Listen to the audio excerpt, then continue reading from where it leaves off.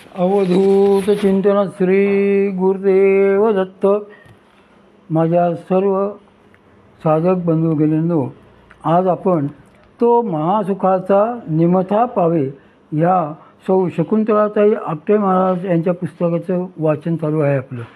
आता पुढे यात सिद्धी या बाधकच एक पक्के लक्षात ठेवावे. सिद्धी या विशिष्ट देवता आहेत. परमार्थाच्या तसेच जीवाच्या स्वातंत्र्याच्या दृष्टीनेही त्या बाधकच असतात. त्या तुम्हाला जसे काहीतरी देतील तसेच निश्चितपणे त्या बदल्यात तुमच्याकडून काहीतरी काढूनही घेतील. त्यांना तुमच्याकडून दुसरे काही नको असते, तर त्यांना तुम्ही त्यांचे गुलाम म्हणूनच हवे असता. तुमचे शुद्ध पुण्यही त्यांना हवे असते. जर तुमच्याजवळ सिद्धी असताना तुम्हाला मरण आले तर तुम्हाला कायमचे त्यांचे गुलाम म्हणून राहावे लागते. तसेच त्यांनी तुमचे शुद्ध पुण्य काढून घेतल्याने श्री भगवंत वगैरे सगळे विसरावे लागते. सिद्धी म्हणतील तसेच हिंडायचे, तसेच राहायचे आणि तसेच करायचे. ही गुलामगिरी जर नको असेल तर परमार्थाचा खरा लाभ जर हवा असेल तर सिद्धी प्राप्त झाल्यानंतर देखील हजारदा विचार करावा की आपल्याला ती हवी आहे की नको.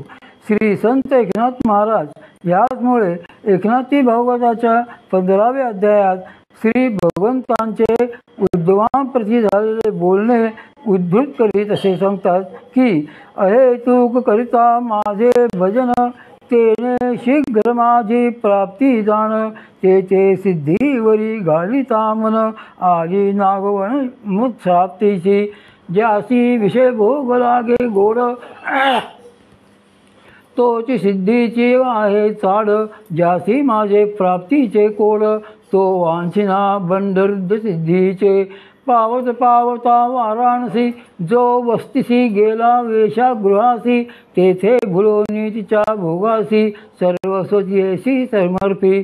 सकळ पापा ते निर्दळपणे, सकळ कुळा ते उद्धरणे, ते काशीचे खुंटले पावणे, वेशानागवणे भोगलिप्सा.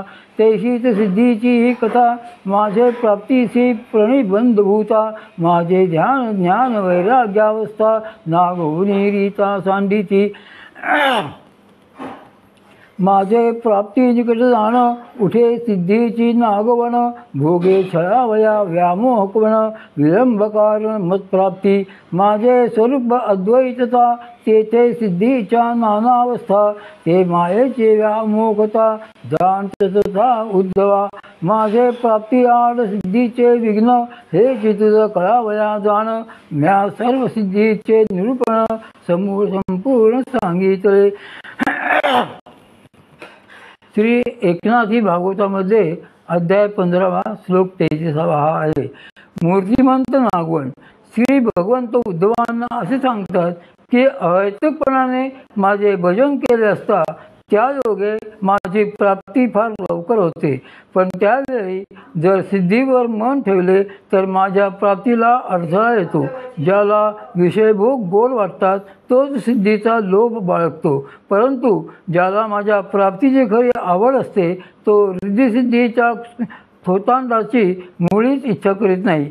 काशीला पोचता पोचताच प्रवासात एखादा मनुष्य वेशेच्या घरी मुक्कामाला उतरला आणि तेथे तिच्या भोगविलासाला लुब्ध होऊन आपल्याजवळील सर्व द्रव्य त्याने तिला अर्पण केले तर सर्व पातकांचे क्षालन करायचे, सर्व कुलाचा उद्धार करावयाचा, ह्याकरता जे त्यांचे काशीत जाणे होते ते आपोआपच बाजूला पडते आणि कामलोलूप झाल्यामुळे वेशेकडून सर्वस्वी विभाडून मात्र घ्यावे लागते.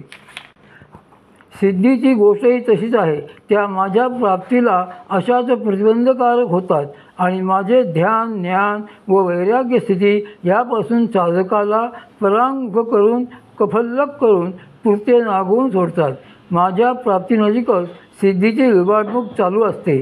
त्या सुखोपभोगाचे आमिष दाखवून छळण्याकरता साधकाच्या मनाला मोह उत्पन्न करतात. माझ्या प्राप्तीला विलंब लागण्यास तेच कारण होते. उद्धवा, माझे स्वरूप अद्वैतमय आहे.